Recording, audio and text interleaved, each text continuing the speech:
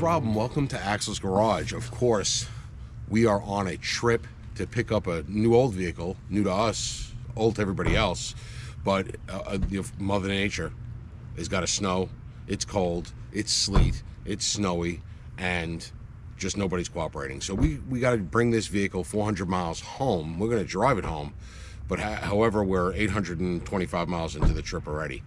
Long story, lots of snow, lots of weather, lots of visiting. Where are we? We're on the west side of South Carolina right now. We're headed back up north to get it, and then we're going to drive it the rest of the way up north home. So stay with us. So we had it planned out perfectly, right? We were going to take the February break from school. My wife is off. Emily's got a midweek game in South Carolina, so we said, well, take the drive down. We'll see Emily in South Carolina, catch her game, and on the way back home, we'll stop in Lynchburg, Virginia at my cousin's, pick up the new vehicle, drive it home. Of course, Mother Nature got in the way, and that didn't happen. So, but we didn't cancel our trip. We said, let's just go anyway. So, snow cancels the game. We went down South Carolina, saw Emily, came back up. We're now in Lynchburg, where it snowed more than it did anywhere else along the route of the trip. And we got about a good day to work on the new vehicle. So 1,100 miles to get here. I think we got about 350 to get back home. And yeah, there it is. It's a square. That's all you're gonna see till tomorrow when I get bundled up for the cold and we get working on it. I'm unloading tools and all kinds of stuff that we brought with us, and we'll get it all loaded into the truck. We got a little bit of work to do to it to get it home, and we'll do that tomorrow, and I'll give you the quick walk around then, and we'll see how it goes. So it's an 87 Chevy Suburban. It's a two-wheel drive with bench seats and a tailgate. It's in halfway decent shape. It's got a set of big 20-inch wheels on it. Kind of fits it. I don't know if it's really my style, but you know, 87 fuel injected year. First year for the fuel injection, but this is converted back to a carburetor, so it's got a carburetor in it. Still got the 700 overdrive transmission. It's got the peeling clear coat, which kind of makes it look neat, I think. Some stickers from the previous owner, and we brought down as much stuff as we could fit in old Ellen here, and we got boxes of tools, fluids, parts. We even had to bring a spare with us because there was no spare. That took up a lot of room in the back of that little pickup. All right, 3 rows of bench seat goodness. Interior is pretty nice. All right, look at that bench seat. All right, I already threw a center console that I had from old Oscar. I bought one of those 3D printed cup holders and a little FM transmitter thing. If the radio works, we don't know if the radio works yet. But all in all,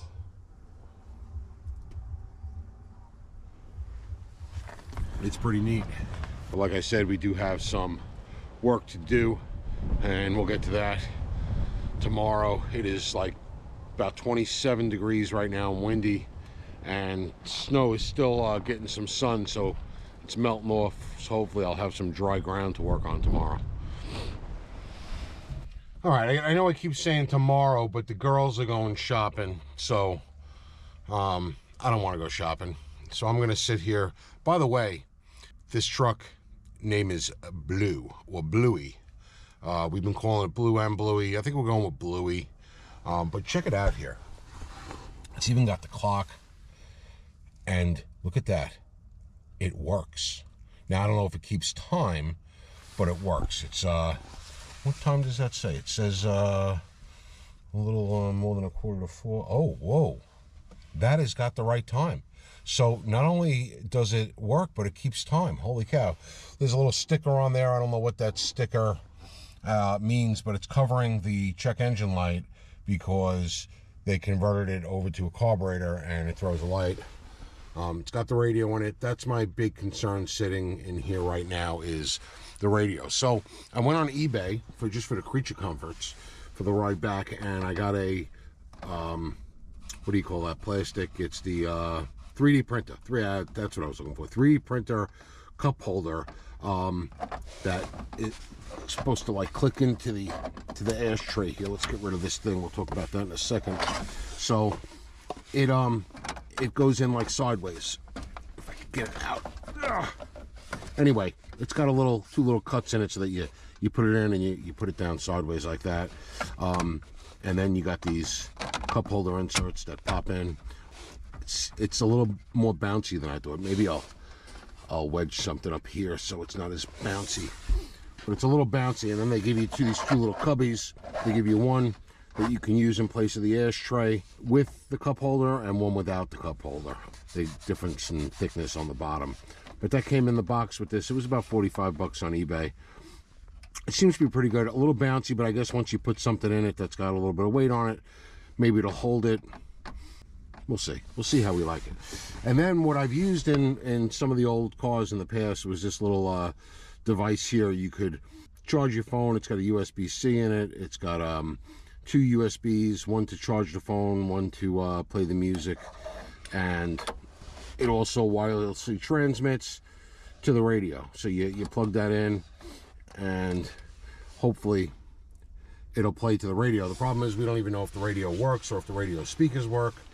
Let's hope they do here. Let me let's see if we can get a good cold start out of this. I'm gonna give it, I don't know when the last time it was started. My cousin's husband's not home. He's been starting it up for me every now and then over the last 3 months. So let's see here. Oh, the speakers work. So let's oh yeah, nice. Starts up, oil pressure, good. Everything looks good. Hopefully that fuel gauge works. I did bring a 5-gallon gas can with me that I will fill up just at a big funnel, just in case that's not accurate. I'll probably wind up getting gas every rest stop that we take, which is probably about every 2 hours. Hopefully I can, make it 2 hours on the gas. I don't know how this thing does on fuel. We'll see. But now let's see if we can get this guy here going here. So this thing here, it says 107. So if you tune the radio in to 107, which should be somewhere over here.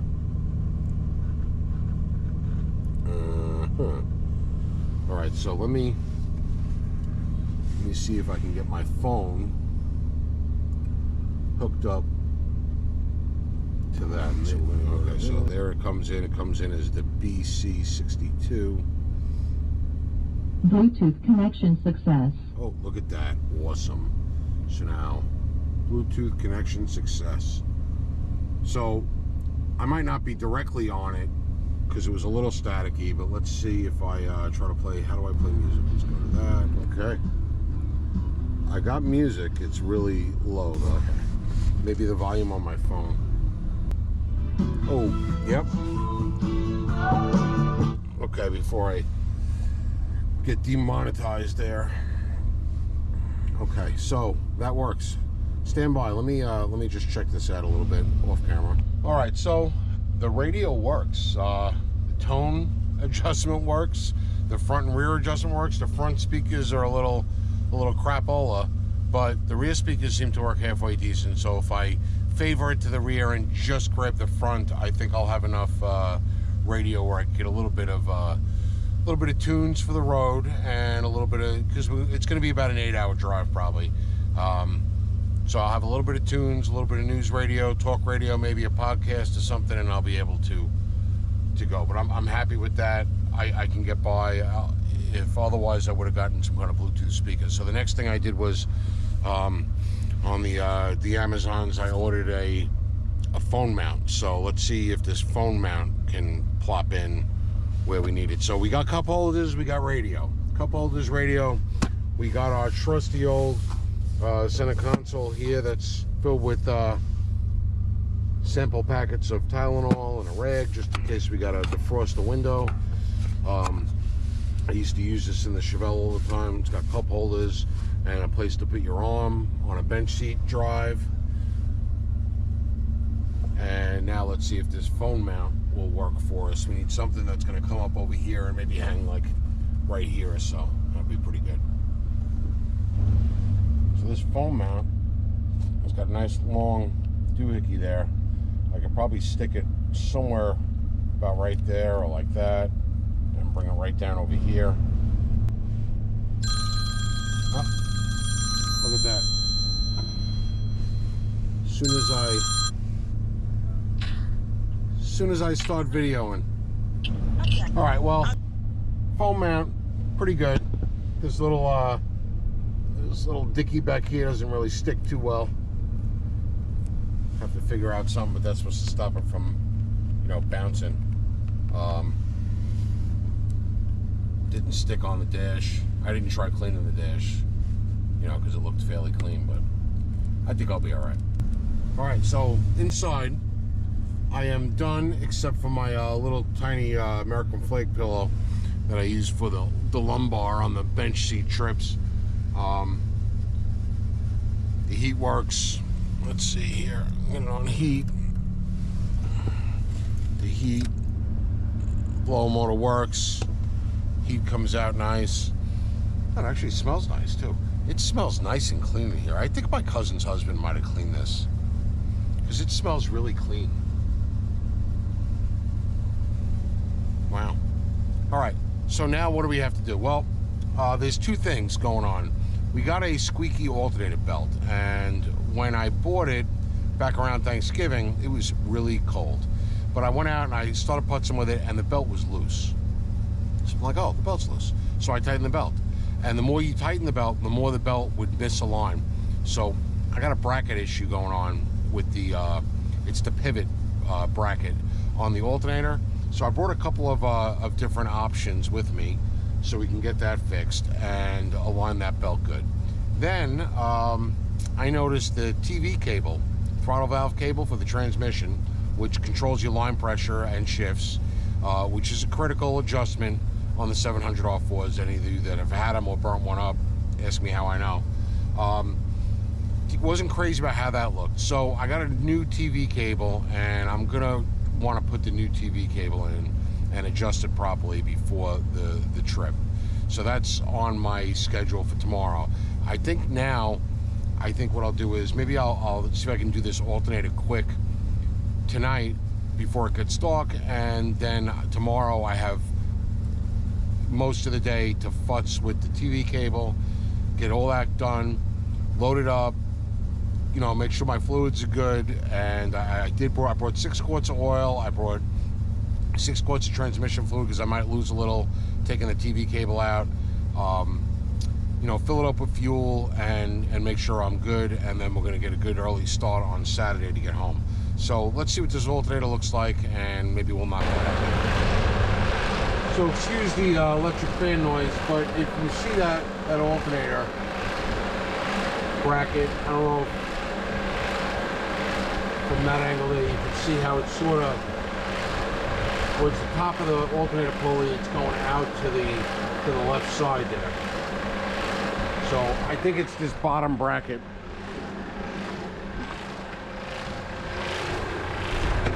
You look down here, they got one of those brackets on the bottom. I think I should put one of the ones coming off the water pump. That might make more sense. So I'm going to try that. That might straighten that alternator out. Fans are on a thermostat, so they'll turn off when the engine cools down a little. All right, well, we're at day 2. Before it got dark, I was able to finish up that alternator. You can see the belt is looking nice and straight. What we did was we put one of those brackets that come off the front of the water pump. Let me see if I get down there. There it is. Brackets, it's Chinesium chrome, but it's the one I had. And that comes off the front of the water pump. And we put that on, and it was better, but it wasn't perfect. And then we put the original one back in, so we have that bracket, because what was happening is when we just had the rod going through to the cylinder head here, it was good when it wasn't tight, but as you tightened it, the alternator would twist. So we put this front bracket on, and the same thing. It was better than it was, but it wasn't perfect. So we put the front bracket and the spacer so it goes back to the head. And now when you tighten the alternator stays even on its pivot point, so it doesn't twist. And we got the belt nice and tight, and it's straight in line with the other pulleys, which is what we needed. So now what we need to do is look at the carb and the choke. The electric choke is not hooked up. I don't know if I'm going to mess with that. I mean, I probably could run a wire. I did bring some wire with me and some ends, but more importantly, I just want to make sure that the electric choke is not choked. This way I know that the choke is fully open as we're driving back home. I think that'll be it. I don't know if maybe I'll put a wire. I got to find a power source and put a wire in. If I have enough wire and I don't know if I have terminal ends though.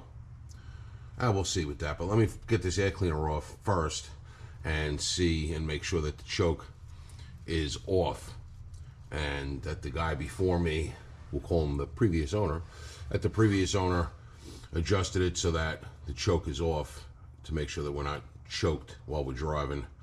And then we'll probably adjust the carb as well, the idle mixture screws, just to make sure that we're not running too fat and going to be using fuel like crazy. All right, well, it's been a few hours. I got some more stuff done. Wasn't doing much filming because I was getting a little frustrated, but we ran a new TV cable, and you can see down there, that's the adjustable length one with the set screw on it. So we got a new TV cable down to the transmission. However, the seal that came on the new TV cable that goes into the transmission, this seal, I could not get in the transmission.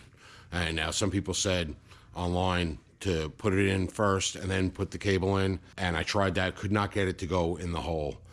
It's very awkward to get up and in there. And then I tried putting it on the cable first and getting it in, and I couldn't get it to go in that way either. So I put the old seal from the old cable on. Hopefully that seals. I just went under there a little while ago and I cleaned it up really good to see if I have any residual dripping transmission fluid. Then I dumped the oil, and they took the oil filter out, and while that was draining, Michelle went out and she got me some oil and a filter and some spade connector, because I was short a spade connector for the electric choke. So we ran a wire over to the electric choke, pulled it off the fuse panel, ran it through the firewall where most of the stuff run, and then we used one of these jumpers that give you an extra fuse. Use one of them at the fuse panel, so we have power there, ignition switched, power for the electric choke.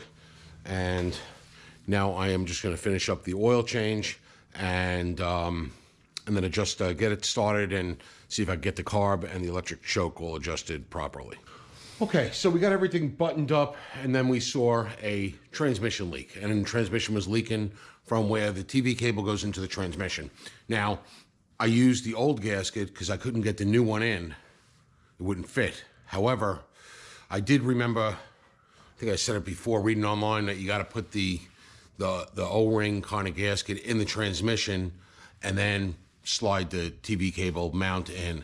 But I could not get it in, so I used the old one, and I couldn't get the old one in the transmission either, so I put the old one on the end of the TV cable and then put it into the transmission. All that does is just bunch it up, and figured out the trick to it. So we took it all apart again, went to go use the new one to try to get the new one in the transmission, fought with it for about 45 minutes until I realized if I pick up the lever that is in the transmission to actuate the TV valve and grab it with a pair of vice grips and hold it up out of the way, and well, first you got to get that O-ring around that and then grab it through, and then while you're holding it up with one hand, slide it in with the other hand and then work it until it gets in there flush. And I did that, and I was able to get it in, and it went all the way in the hole. And I was able to now take the thing, attach my TV cable, and put the end that slides into on the inside of the O-ring in, and it slid in nice, cinched it up nice and dry. It's not leaking at all. Now, to adjust that TV cable, let me get a flashlight and I'll show you what I did.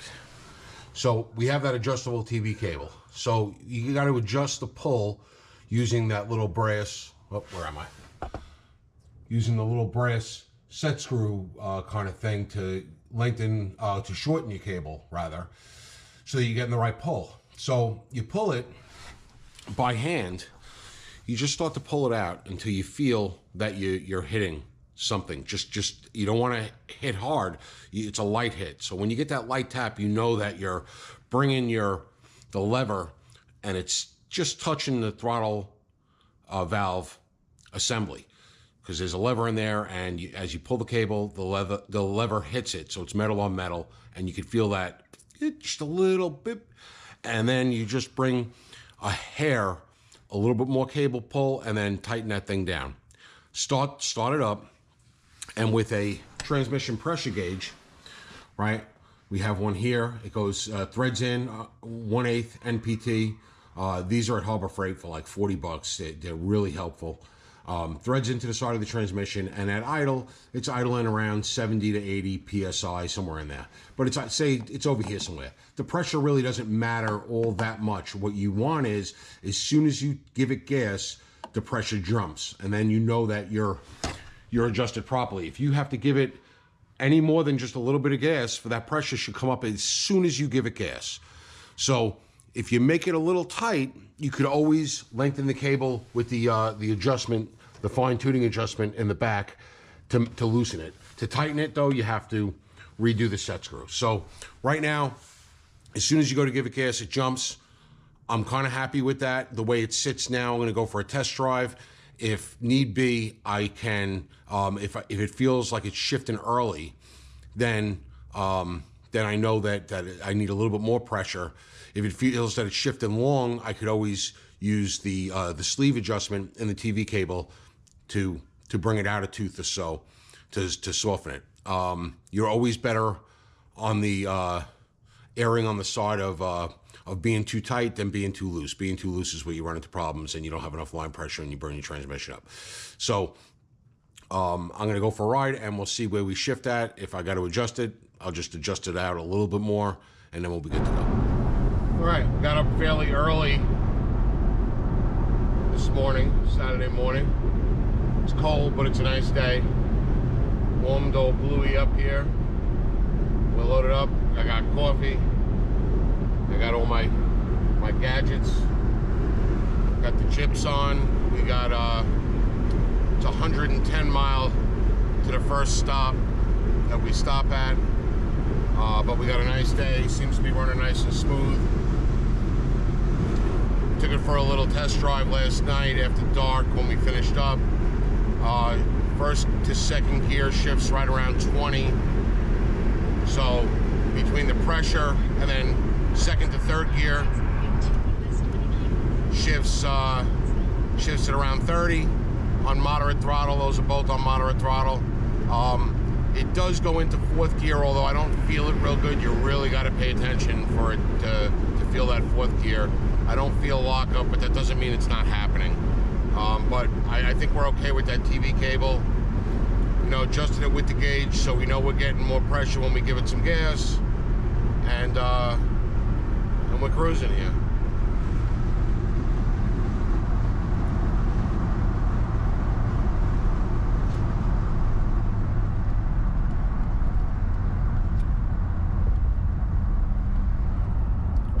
Brakes feel good, as you can see.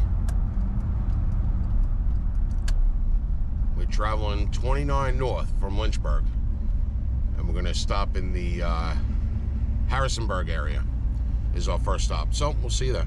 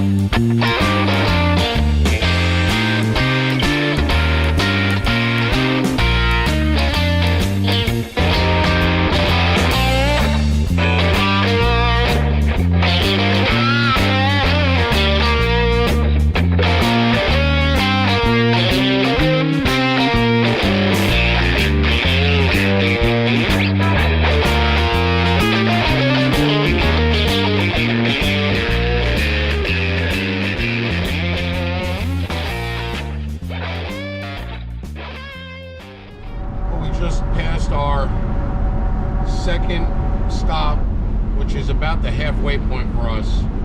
First stop, we went 105 miles. Had to do some mountainy roads to cross from 29 over to 81. We had to go through the mountains. And our mileage was 14.5 miles per gallon based on how many miles we went according to the GPS and how many gallons of fuel we put back in to fill it back up again. And then our second leg was 143 miles. That leg we did an unbelievable 16.8 miles to the gallon. So we're 143, 5, 248 miles in, which is about halfway, and back on the road again. So we're about 4 hours in, and it usually takes us about 8.5 to 9 with the stops, depending how long we stop. We haven't been stopping that long because my wife is not following, or I'm not following her. We're driving independently. She doesn't like to follow people. It gives her anxiety or something, I don't know. Anyway, we just put our next stop in the GPS, and we meet up at the next stop. She just passed me and waved. And actually, she's going to make a pit stop at Cabela's, and because she can go a lot faster than I can. Now, I'm probably doing averaging 68 or so, and you know, when the speed limit's 70, 68 is like going real slow. But 68 to 70 is where this thing likes to really cruise the most. Right around 67, 68, up to 70. But so she'll get to Cabela's, she'll go do the shopping that she wanted to do, and I'll meet her at the next stop. And what is it? 143 miles left, 2 hours and 6 minutes, the GPS lady is saying. So, see you in a bit. Oh, by the way, the clock still works and keeps accurate time. My oil pressure gauge is showing like 50 psi. I don't know if it actually works or it's just that's where it goes to. When I get off the gas, it never comes back down. I don't see it move much, so a little questionable on that. My coolant temp gauge sort of goes up, doesn't go up to where it should be. I mean, the car is definitely warm. Thermostat's open. I got good heat, but that's not really too accurate either. But what I did forget to say was, guy that I bought it from said the speedometer works sometimes, doesn't work other times. And when we got in the car to drive it, when we bought it, it worked. And then the beginning of my trip today, it worked. And it worked for about the first hour of the trip. And all of a sudden, I could see it was starting to bounce around. I'd be doing like 65 and it'd be showing like 30 or 40 miles or so. It would go from like 30 to 45, back and forth, and then it just completely shut off. And now it's not doing anything. It hasn't done anything since about an hour in the trip, which is really odd. This is an 86,900 mile vehicle, but I don't know how long the speedometer's been doing that, because it's been 86,900 miles for the last 225 miles. So I don't know. It's cable driven. How does it work sometimes and doesn't work other times? I have no idea. So that's something we'll have to investigate. If you know, let me know, because I've never seen that. I've seen it, you know, just not work or be way off because of the size of the tires and the driving gear and the drive gear. But this, it's only about 5 miles an hour off when it was working, and then it just quit. So right now it's just dead. But yeah, 86,900 miles. So even if the speedometer has been working for a couple of years, I'm guessing it could maybe be a 100,000 mile 38-year-old truck, which is pretty cool.